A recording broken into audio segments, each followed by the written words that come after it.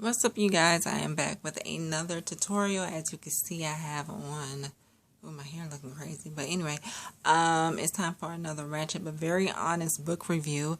And I have on a sweater and all type of stuff up under here because it is cold as hell in the ATL. We had some snow.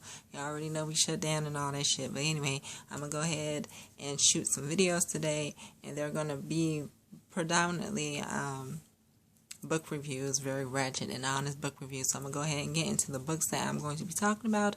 And they are Shanghai Girls by Miss Lisa C. and Dreams of Joy. Okay, and these books were purchased years back. I read this a long time ago, but I still remember it because it was a really, really good book. And this book is the sequel to that, Shanghai Girls. And I'm going to tell you why I hate but love these books. And here we go. So Shanghai Girls is basically all around just really good book from top to bottom. It talks about two sisters who lived in Shanghai in high society and all that jazz, honey. And one sister, they were poster models, and they were painted by a very known painter in Shanghai. And of course, one of the sisters was in love with the painter, but the painter was in love with the other sister, that which was the family's holy grail. She was like the one most loved. She was prettier. She was shorter. She just had everything from the love from her parents, from the people. She was like the favorite. Well, in the midst of that, Japan invaded, and they had to escape because they came to take the land and all this stuff, and they ended up losing their mother. Their dad ended up arranging marriages with them with two guys, and they weren't who they say they were, and they just lived in a hot mess. And the journey to America was long, tragic, and sad. And when they got here, it was tragic, but you know, pretty good because Joy had a baby. And not Joy, but May. Their sisters called May. I don't know which one's May, but May and Pearl. And May had a baby, and she gave it to Joy to raise. And basically what happened, May's daughter or Pearl's daughter, whoever, got older and found out that her father that she known wasn't her father, so therefore she ended up leaving her silly behind and going back to China to find her father, that which was the painter.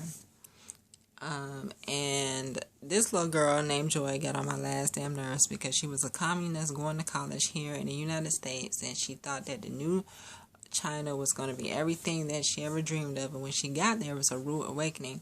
So, of course, her mother's going to go look for her daughter, and they both got on my damn nerves. Pearl and Joy got on my last damn nerves. The only person I really liked was the uncle and May, because they kept it all the way live. So she ended up, in the end of this book, she ended up running away and going back to China. Of course, her auntie Pearl, that was her slash mama, went to look for her. So this dingy ass girl goes back to China to live in a communist country and all that jazz to prove a point to her family. So she goes back and she finds her daddy. Her daddy is not that damn excited. And she ends up... This book right here was like pulling fucking teeth. And I'm just keeping it all the way 150%. It took me forever to read this book. This book is basically about communism and living in the country. And it was just dry. This book was just dry. I'm giving you a real review. This was like one of the worst sequel books I have ever read in my entire life thus far. I don't know if she wanted to give a history lesson when she wrote this book. I don't know if she thought people didn't understand the circumstances of the situation, because it was, I think, the World War I or something like that, and she wanted to fully explain the mindsets of the people in the communist country of China. But girl, we got the point in the first couple chapters when she first got there. Girl, you could have stopped and put some suspense into this. This book did not start getting hot until the last 3 chapters, and I was damn near running over words just to get done with this book. it was, if you want to know the history of something, of China, read this. It wasn't suspenseful as this one. This one had you like sad, happy, mad, and like, oh my God, you wanted to keep going to the next page and go back and reread stuff so you can fully understand. This book just wanted you to throw it. Like, I was like, this little girl, Joy, was just ditzy as hell. She was just so defiant and just so stubborn. I wanted her to die. She didn't die. Her mama was getting on my damn nerves. She was so whiny. It was just, oh my God, like, I should have waited. You ever wish that you brought a book on paperback? Like, not this paperback, but the paperback that's about this damn big. The one that costs like $8 or $5. This one, I really should have waited for this. Some people might like it. Some people might hate it. I hate this. Like I said, the last 3 or 4 chapters were the best. And that was just too long for me to enjoy this book. So I give this book a thumbs down. I give this book a thumbs up. I don't know. And it seems like different writing. So I don't know. So those are my opinions of that book.